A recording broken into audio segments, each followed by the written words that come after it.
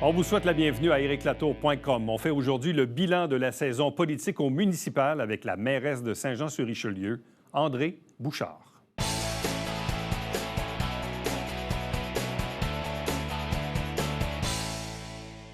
Le mois de décembre, c'est souvent le moment de faire des bilans politiques, bilan du côté de la politique municipale. On en discute avec la mairesse de Saint-Jean-sur-Richelieu, Andrée Bouchard. Bonjour et bienvenue. Bonjour, M. Latour. Vous allez bien? Je vais très bien. La santé est bonne? La santé est excellente. Vous avez aimé le défilé en fin de semaine? Écoutez, on en a vraiment profité. On en a profité en famille. Bon. Dites-moi, dans les sujets qui retiennent l'attention, évidemment, il y en a plusieurs, mais il y en a un, moi, qui revient plus souvent, qui est préoccupant, c'est celui de l'itinérance. Parce que notre ville, au fil du temps, et on a vu le dernier relevé là, qui montre tout près de 80 personnes recensées, et on voit les itinérants, entre autres, le long du musée à tous les jours, et on comprend qu'il y a des alternatives. Mais, puis, je le dis souvent, c'est le problème de personnes et de tout le monde en même temps. Ça se ramasse dans les mains de la police. La police, heureusement, fait affaire aussi avec le centre de santé, puis ultimement, c'est la Ville qui est un peu pris dans tout ça. Quelles sont les actions qui ont été prises du côté de la Ville dans la dernière année? D'entrée de jeu, je vous dirais que l'itinérance, on prend ça très, très au sérieux. D'ailleurs, c'est le seul sujet sur lequel, à toutes les semaines, on a une réunion avec des partenaires. Puis ça fait depuis le printemps. Vous le savez sans doute, depuis quelques jours, il y a une halte chaleur qui est ouverte dans le Vieux-Saint-Jean. Puis, sous peu, il va y avoir le centre de jour aussi, là, qui va être ouvert incessamment. Moi, ce que je veux dire à ce sujet-là, c'est que la Ville prend ça très au sérieux, mais on est surtout très heureux de travailler avec les partenaires que l'itinérance concerne aussi, là. Que ce soit le CIS, que ce soit aussi les organismes communautaires qui sont très, très au fait de la problématique. Mais c'est vraiment un travail d'équipe. Alors, justement, les résultats dont je viens de vous parler, la halte chaleur puis le centre de jour, c'en est un résultat. Ça, c'est ce qu'on parle, c'est l'ancienne taverne des sports sur la rue Boutier? Sur la rue Boutier, oui. Les travaux ne sont pas tout à fait terminés, mais c'est vraiment une question de jour. Dans quelle mesure est-ce qu'on continue de tolérer les itinérants le long du musée du Haut-Richelieu, qui est tout juste à côté du stationnement de l'Hôtel de Ville? Écoutez, ça fait pas tellement longtemps que la halte chaleur est ouverte. Alors, on les tolère, mais ce qu'on ne tolère pas, c'est les campements, les gens qui s'installent. Alors, dans les jours qui viennent, évidemment, ces gens-là, ils seront délogés. Mais il faut attendre pour ça l'ouverture du centre de jour parce qu'il faut avoir un autre endroit pour les envoyer. Mais il n'y avait pas une installation au parc Jerry Boulet aussi où on permettait, où il y avait une certaine tolérance, disons? Il y a eu une certaine tolérance durant l'été, là, mais on s'entend qu'actuellement, ils préfèrent sous la marquise qui est à côté du musée. Dans quelle mesure recevez-vous des appels de la population ou des commerçants? Parce que c'est un problème humain, l'itinérance, mais c'est aussi parfois un problème de sécurité pour les commerçants ou les résidents. Dans quelle mesure ça devient un enjeu, disons, quelque chose de problématique à la Ville? C'est tellement problématique que, évidemment, tous nos services sont au fait de cet enjeu-là. On reçoit beaucoup d'appels de citoyens où les citoyens sont aussi préoccupés par la sécurité des itinérants. Alors, l'enjeu de sécurité, oui, est soulevé par les commerçants aux environs, mais je pense que notre service de police fait de la prévention auprès d'eux. On donne aussi, pas une formation, mais quand même, les gens veulent savoir comment s'adresser aux itinérants quand ils les rencontrent. Alors, il y a tout ça qui est en train de se faire. Puis, incessamment, on va avoir des travailleurs de rue. Moi, je crois beaucoup aux relations humaines, au fait que ces travailleurs-là vont faire des liens avec les itinérants afin de les diriger vers les bons services. Restons dans le domaine des enjeux sociaux et abordons la question des logements abordables ou à prix modique ou HLM, appelons ça comme on veut. On le sait que c'est une de vos priorités. Bon, ça a peut-être été un peu difficile dans la dernière année. Il y a malheureusement un projet qui a été soumis, là, qui ne rencontrait pas, semble-t-il, là, les principaux critères. On est en décembre 2022. Est-ce qu'on a fait du chemin? Est-ce qu'on est sur le point d'annoncer quelque chose? On est certainement sur le point. On n'a pas attendu que la deuxième mouture du programme d'habitation abordable québécois soit en place. On a déjà déposé des projets chez Desjardins, des projets de logement abordable. Puis, je dois dire aussi que dès le début de la prochaine année, nous, on avait confié, dès février 2022, on avait confié au département d'urbanisme le fait de modifier le règlement de manière à contraindre des promoteurs à construire un pourcentage, à fournir, un pourcentage de logements abordables à nos citoyens.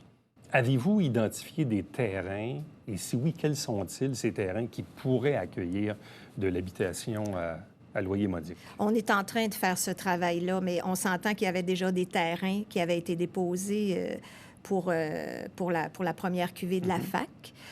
Puis là, ce sont les mêmes terrains pour Desjardins. On pense être capable d'ajouter combien de portes? Écoutez, moi, actuellement, dans les projets, il y a peut-être 75 portes, mais on est quand même en discussion avec plusieurs entrepreneurs qui souhaitent aussi en faire. Alors moi, c'est sûr que, comme à l'instar de M. Lemieux, qui veut avoir 2025 emplois pour 2025, moi, j'aimerais avoir 2025 portes pour 2025. Alors, on travaille à ça. Parlons de développement durable. Oui. L'avenir des golfs, mais en même temps, c'est tout le secteur des bergères, le secteur des échevins, dans le secteur Saint-Luc. Vous avez fait le choix d'aller en grande consultation via un sondage dont les résultats ont été connus le 1er décembre dernier. D'abord, êtes-vous surprise des résultats? On n'a pas été étonnés des résultats. On savait que la population nous dirait de réserver les espaces verts. On le savait, ça. Ce qu'on ne savait pas, par exemple, c'est... Ce que ça nous a appris, par exemple, c'est beaucoup d'autres éléments, comme par exemple la question d'une route pour la fluidité de la circulation. Il y a quand même beaucoup d'informations qui nous ont été données. Oui, le statu quo est revenu.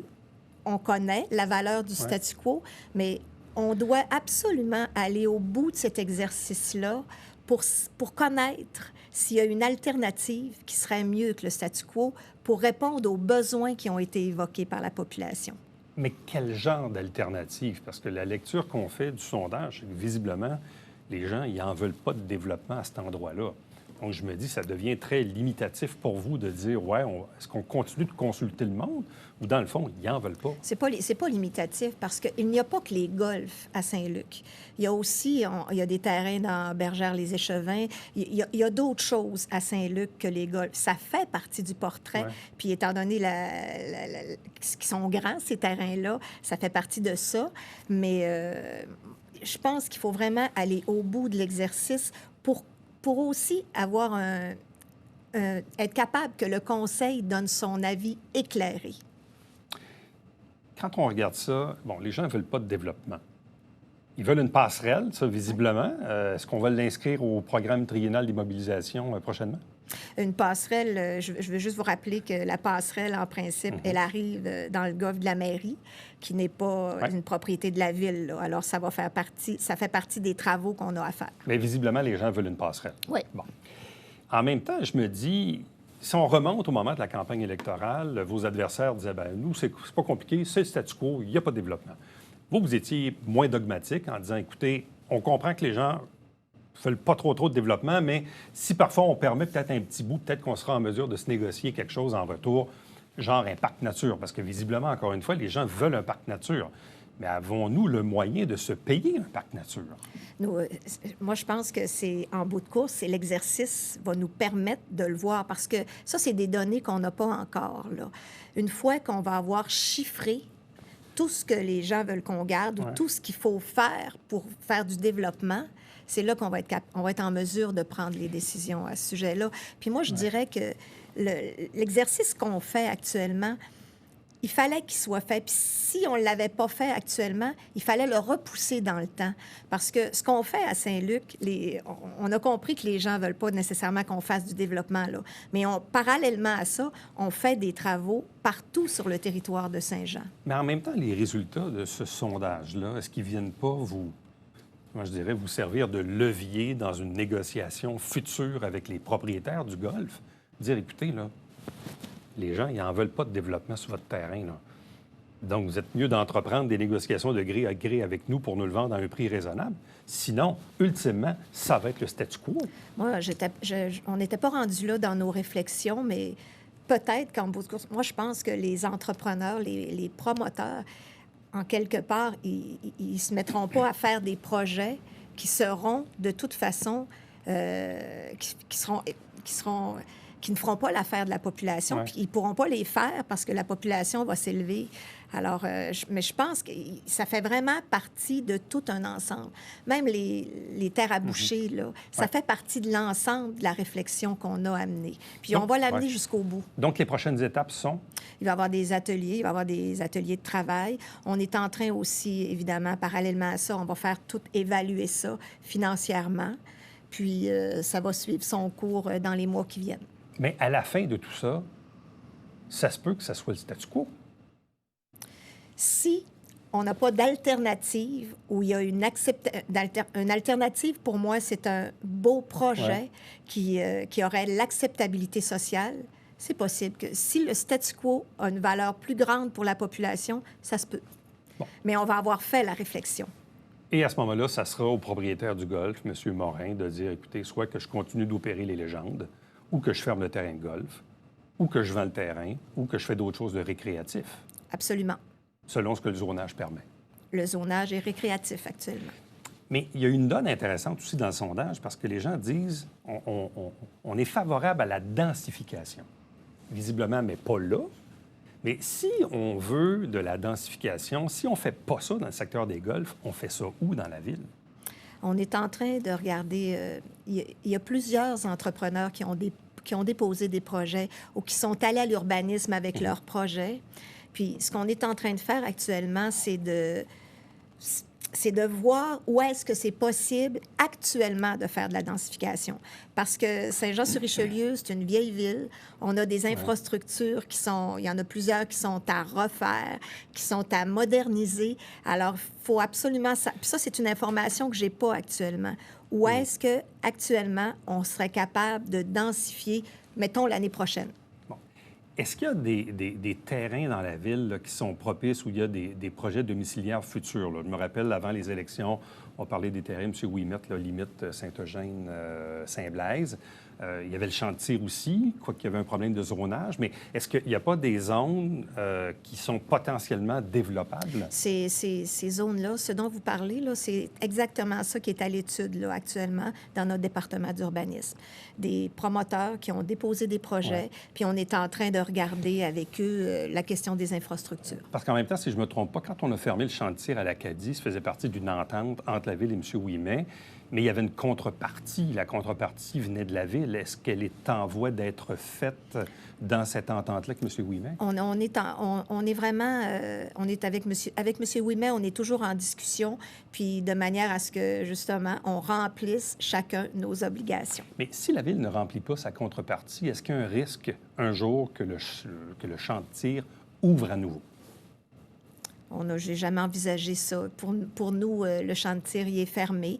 Puis actuellement, les communications avec M. Ouimet et compagnie, ça va bon train. Alors, on va être en mesure de respecter nos obligations.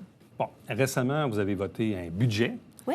Comme toutes les municipalités au Québec, vous avez fait des choix politiques. Le choix d'avoir une augmentation foncière générale de 2,95 pour le résidentiel. Par contre, pour l'industriel, on parle de plus de 11 visiblement, le milieu d'affaires a réagi, disons, fortement. On a reçu M. Paradis, le président de la Chambre de commerce, la semaine dernière, qui était mécontent, parlait d'un bris de communication, ne comprend pas ce choix-là, dit on ne nous a pas expliqué les raisons pourquoi on a fait ça. Comment avez-vous réagi aux propos de M. Paradis et du milieu d'affaires en général? D'abord, je dois dire que c'est ce week-end que j'ai écouté l'émission parce que tout le monde me disait de l'écouter. Puis j'ai été très étonnée des propos de M. Paradis et de son ton aussi. Parce que dès le lendemain du budget, M. Paradis et M. Milot, directeur général de la Chambre de commerce, ont téléphoné au bureau de la mairie. Puis on a réaménagé nos horaires pour les rencontrer. Puis on les a rencontrés le plus sérieusement du monde avec M. Dubois, directeur général, Mme Annie Germain, directrice des finances, Mme Claire Charbonneau, qui est la présidente du comité des finances.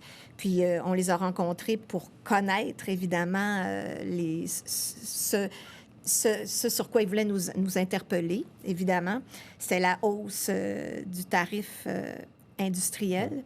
Puis, au terme de la rencontre, on a bien compris qu'il y avait une faute dans la communication. Alors, on a vraiment échangé presque 1 heure et demie sur ce sujet-là, puis au terme duquel on s'est entendu pour que la Ville envoie une communication où est-ce qu'on expliquerait le processus de décision et tout ça à chacun des industriels. Puis on s'entend, M. Paradis parle de 250 industriels, mais c'est 129 industriels qui sont touchés. Alors, ils sont partis, puis on était tous les deux très satisfaits de la rencontre. Puis tellement satisfaits que cette communication-là, on l'a envoyée à la Chambre de commerce avant même de l'envoyer aux industriels pour avoir leur aval. Alors, au moment où l'entrevue avec M. Paradis a eu lieu, tout ça, ça avait été fait, là. Pourquoi 11 pour les industriels? Bien, c'est plutôt 10 parce que 1,56 c'était... on enlevait la taxe sur les infrastructures. Vous savez, dans un processus budgétaire, on est à la recherche d'équité, d'équilibre aussi. Puis, je l'avais répété à plusieurs reprises, il y a un déséquilibre au sujet de l'assiette fiscale entre le résidentiel, l'industriel. Alors, c'est un peu pour ça qu'on a pris cette décision-là. Puis on s'entend que des décisions budgétaires, c'est difficile à faire. Puis au début, dès les premières rencontres pour le budget, on arrivait à près de 10 d'augmentation du taux de taxe résidentielle. Puis nous, bien, on a voulu retourner à nos devoirs, puis on a demandé des suggestions pour diminuer de manière à ce que la taxe résidentielle soit à moins de 3 Alors, c'est un peu... Puis, en plus, bien, je pense qu'on est allé voir aussi les taxes industrielles des municipalités environnantes, que ce soit Longueuil, Candiac, Saint-Constant, Boucherville, et on était bien en deçà de ces municipalités-là. Alors, c'est ce qui nous est apparu dans le contexte. Ouais. Puis en plus, il faut dire que pour ce qui est de la taxe industrielle, ils ont toujours... On a gardé au budget le crédit de taxe sur 5 ans s'ils agrandissent. Et puis, on s'entend qu'il y a une possibilité aussi pour eux, à l'ultime, bien, il peut y avoir des crédits d'impôt. Mais quand vous entendez le président de la Chambre de commerce qui représente le milieu d'affaires, puis lui-même dit, dans mon monde, là, il y a du monde même plus fâché que moi, là, il dit oui, il parle de bris de confiance, de bris de communication, mais ultimement, il parle de bris de confiance avec l'appareil municipal. C'est quand même un commentaire assez lourd. Vous avez parlé de son ton aussi dans l'entrevue, quand le président de la Chambre dit, écoutez, on n'a plus confiance à la Ville. Je ne suis pas certaine. Si vous me permettez, je vais vous dire quelque chose de personnel, là. Je ne suis pas certaine qu'il a le mandat de ses membres de dire ça. Parce que dans mon livre à moi, la communication n'est absolument pas rompue, tant avec les industriels, avec les citoyens, avec les gens des commerces. Au contraire, c'est presque au quotidien, depuis l'adoption du budget, qu'on parle avec des industriels. Parce que dans la communication qu'on leur a envoyée, évidemment, on leur a dit que pour plus de détails, ils peuvent nous téléphoner ou nous écrire. Puis c'est ce qu'on fait presque au quotidien, de parler avec les industriels. Mais est-ce que vous croyez que pour 2023, l'appareil municipal, je parle des fonctionnaires, le conseil, les élus, la mairesse, peu importe, est-ce que vous pensez que l'appareil municipal doit mieux communiquer avec le monde des affaires à Saint-Jean? Est-ce que vous pensez que là, il y a un enjeu de ce côté-là? Il y a peut-être, visiblement, la communication, je pense que on doit toujours l'améliorer. Ça, là, c'est clair. Puis il y a peut-être aussi le fait que, moi, je pense que ce soit les chambres de commerce ou NextDev ou peu importe, là, ces gens-là, ils savent quand est-ce qu'on fait le budget à Saint-Jean-sur-Richelieu? C'est toujours en octobre, novembre, décembre.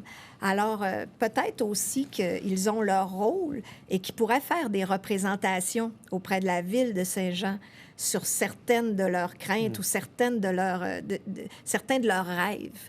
Alors, la communication, c'est bidirectionnel. Projet de centre de congrès, on est dans le développement économique toujours. Là, vous avez voté un avis de réserve. On parle des terrains qui sont entre l'hôtel et l'édifice de Bleury, là, en face du Bougainvilliers. On en est à quelle étape là-dedans? On est à l'étape de la réflexion. On était très heureux d'avoir les résultats du mandat qu'on avait donné pour savoir si c'était viable à Saint-Jean-sur-Richelieu. On s'en doutait un peu parce que Tourisme Montérégie l'avait déjà évoqué dans une étude antérieure.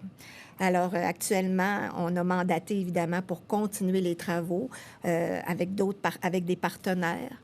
Puis, c'est un élément important de notre planification stratégique, c'est-à-dire de développer des nouveaux créneaux en développement économique. Puis, on pense que le tourisme d'affaires, c'est un créneau qu'on ne développe pas parce qu'on n'était pas capable de l'héberger ici. Bon, vous avez voté aussi cet automne le fameux 40 km/h dans les rues de la ville. D'ailleurs, ça a fait l'objet de plusieurs, plusieurs entrevues durant la campagne électorale. J'ai été, par contre, étonné de voir qu'un membre de votre équipe, Jean Fontaine, dise en pleine assemblée « J'ai relu le programme de l'équipe Bouchard, j'ai pas vu ça là-dedans ». Mais je me trompe pas, vous aviez pris position en faveur du 40 kilos durant la campagne? Durant la campagne électorale, ce qu'on évoquait beaucoup, c'était ce qui nous préoccupait, c'est la sécurité des citoyens. On a fait du porte-à-porte comme jamais, là, puis c'est quelque chose qui revenait dans tous les secteurs. Le 40 km, nommément comme ça, peut-être que je ne l'avais jamais nommé, mais c'est quelque chose qui nous préoccupait. Puis d'ailleurs, ce n'est que la première étape d'autres étapes pour assurer la sécurité des citoyens, parce qu'on est tout en train de regarder là, la question des bollards, des avancées de trottoirs et tout ça, là. Avez-vous été surprise du commentaire de Jean Fontaine, qui dit, écoutez, là, nous, quand on a bâti l'équipe Bouchard au moment des élections, c'était la pandémie. Mme Bouchard a rencontré des candidats par Zoom. Probablement, vous ne pouviez pas faire autrement à ce moment-là. Bref, le programme, ça s'est fait dans un petit groupe restreint. Bref, on n'a pas eu le temps de jaser longtemps pour bâtir le programme. Comment avez-vous réagi quand vous avez entendu les propos de M. Fontaine là-dessus? Bon, je l'ai reçu... Je l'ai entendu. J'ai commencé par l'entendre, puis évidemment, oui, je pense que je l'avais déjà évoqué à votre tribune. On était confinés. Alors oui, j'ai choisi les meilleurs candidats pour les secteurs. Puis on avait des critères. Alors ça, je pense qu'il n'y a pas personne qui peut... Je pense que j'ai toujours fait les meilleurs choix. Puis d'ailleurs, l'histoire nous a donné raison, puisqu'il y en a 11 sur 12 qui ont été élus. Quant au programme, bien, c'est sûr que quand on écrit un programme, on en écrit les grandes lignes. Alors, est-ce qu'on n'est pas allé dans le fin du détail? C'est pas ça, je peux donner raison à monsieur Fontaine.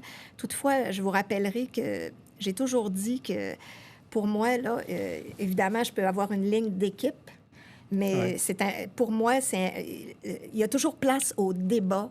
Et que M. Fontaine n'était pas d'accord avec le 40 km/h, pour moi, la valeur qui est la plus importante, c'est le respect.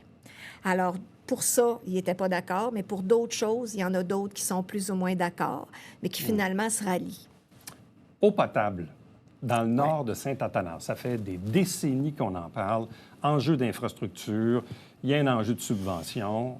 Encore faut-il que les gens veulent payer aussi une certaine quote-part qu'on ne connaît pas encore au juste. Récemment, votre conseiller, M. Meunier, parlait qu'on attendait un peu après le ministère des Transports pour la suite des choses. Est-ce que, d'ici la fin de votre mandat, est-ce qu'on aura résolu le problème de l'eau potable à Saint-Athanas? Moi, j'aimerais ça, parce que, personnellement, on est rendu en 2022, 2023, dans quelques jours. Je pense que les gens ont droit d'avoir de l'eau potable, là.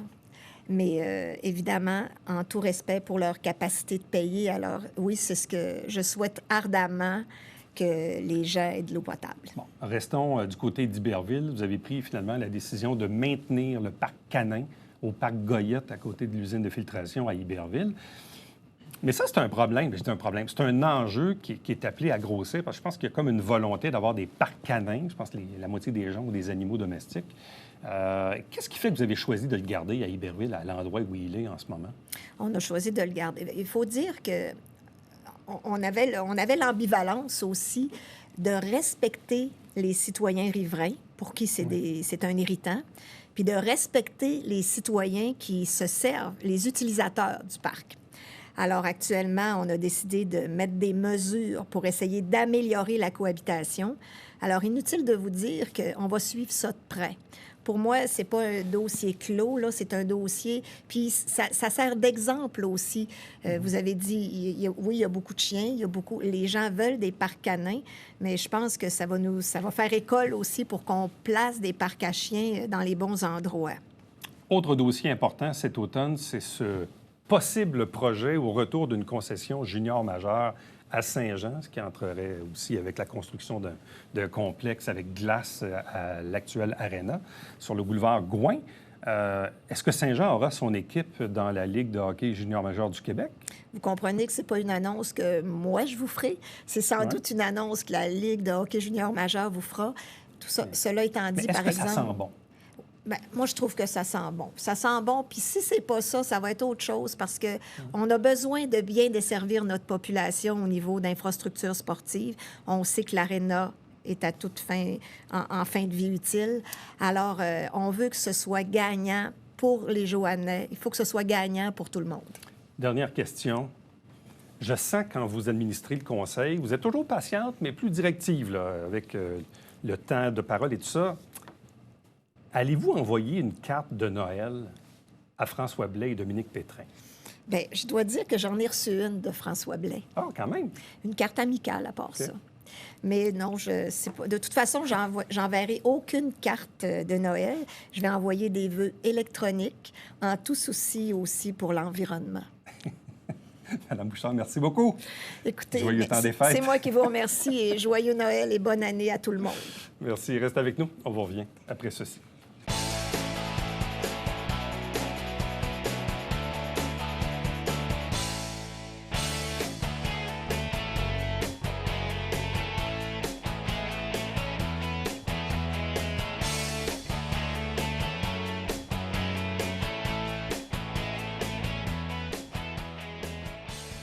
Si vous désirez participer à cet atelier d'échange pour le plan de conservation à Saint-Jean-sur-Richelieu, vous devez vous inscrire à l'adresse qui est actuellement affichée à l'écran. Donc, c'est le 1er février prochain. À demain. Bye-bye.